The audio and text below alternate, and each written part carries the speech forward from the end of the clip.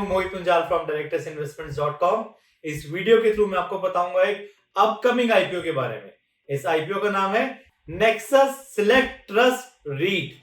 ये अपना एक आईपीओ लेके आ रहे हैं। 3200 करोड़ रुपए का इश्यू साइज है। इंपॉर्टेंट डेट्स एंड डिटेल्स यहाँ पे ऑलरेडी मेंशन्ड है, आप देख सकते हैं। क्या इस आईपीओ में इन्वेस्ट करना चाहिए या इसको स्किप करना चाहिए? इस वीडियो को एंड तक देखिए एंड देन एनालाइज।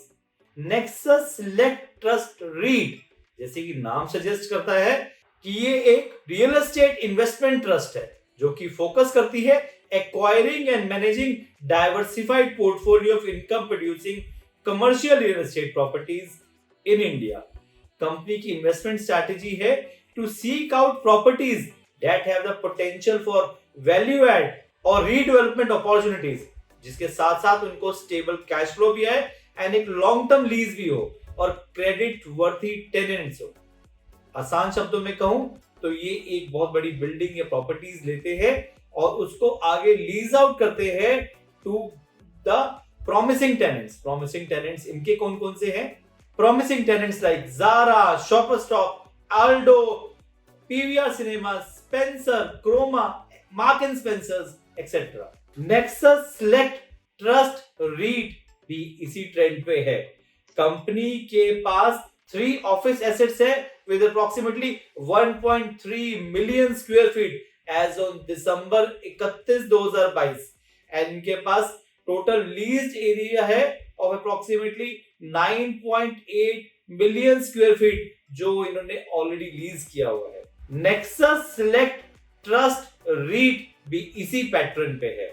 इनके पास भी हेल्दी मिक्स ऑफ टेनेंट्स है across different sectors.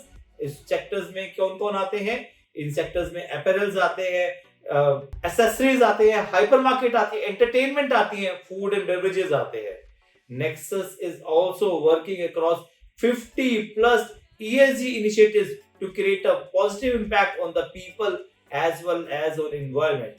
Nexus Select Trust REIT के 14 cities में प्रेजेंस है, including Delhi, Navi Mumbai, Bengaluru, Pune, Hyderabad, Chennai, which constitute 30% of total discretionary retail spending in financial year 2020. एक बहुत बड़ा इंपॉर्टेंट पॉइंट है, इनकी प्रेजेंस भी उन्हीं जगह पे ज्यादा है जहां पे रिटेल की स्पेंडिंग भी ज्यादा है। अब हम डालते हैं नजर कंपनी के स्ट्रेंथ के ऊपर। कंपनी का स्ट्रेंथ सबसे बड़ा ये है इनके प्रोमिनेंट ब्रांड्स, इनके प्रोमिनेंट कस्टमर्स जो कि हैं Zara, Superdry, Mark and Spencers, Croma, Shopper Stop, PVR cinema etcetera. Company का बहुत ही डाइवर्सिफाइड पोर्टफोलियो है एंड साथ ही साथ एक स्टेबल पोर्टफोलियो है with a committed occupancy of 93.5% which is humongous. Company का tenant sales is amazing which leads to higher rentals and re-leasing at higher market rents. India में demand for retail segment is increasing day by day because of huge youth presence in India. इसी वजह से nexus Select Trust REET के जो offerings हैं they are in good demand. इनका tie up है domestic brand के साथ साथ इंटरनेशनल ब्रांड्स में भी। इसकी वजह से there is a huge footfall in the respective outlets which they lease. Company के स्ट्रेंथ तो जान लिए, कंपनी के रिस्क क्या है? कंपनी का सबसे बड़ा रिस्क है उनका आउटस्टैंडिंग डेट। उनके पास 5,662 करोड़ का डेट है एज ऑन सितंबर 2022। इस कंपनी का डेट पे करना कहीं ना कहीं उसका कैश फ्लो इंपैक्ट करेगा ही करेगा। लो ऑक्यूपेंसी एंड रेंट लेवल्स में हर्ट द बिजनेस, और ये हुआ भी है 2 साल पहले during the time of corona, और उनकी वजह से इनकी बुक्स ने ब्लीड किया है। मैं आपको फाइनेंशियल्स अभी दिखाऊंगा।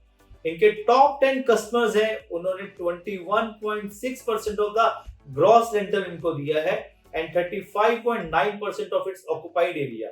ये एक अलार्मिंग सिचुएशन भी हो सकती है बिकॉज टॉप 10 कस्टमर्स पे इनकी सबसे ज्यादा डिपेंडेंस है। Heavily dependent on the performance of real estate market in India is another negative impact. अब हम डालते हैं नजर कंपनी के फाइनेंशियल्स पे। कंपनी के फाइनेंशियल्स ये हैं आपके सामने। Profit after tax as on 31 March 2020 था 206 करोड़ रुपए। ये तब की बात है जब कोरोना अभी आया नहीं था। 31 मार्च 2021 को हो गया -199 करोड़ रुपीस।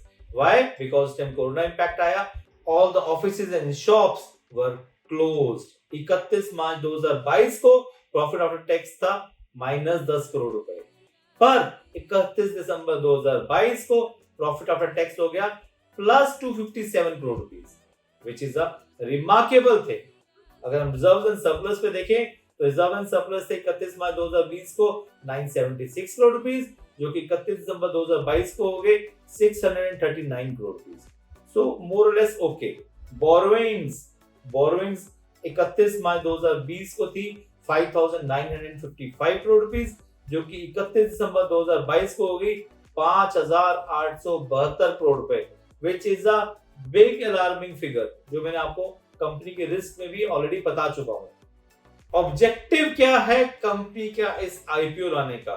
सबसे बड़ा ऑब्जेक्टिव है पार्शियल और फुल रीपेमेंट और prepayment redemption of certain financial indebtedness of the asset special purpose vehicle and the investment entity, acquisition of stake and redemption of debt securities in certain asset special purpose vehicle, and thirdly they want to use the money for general corporate purpose।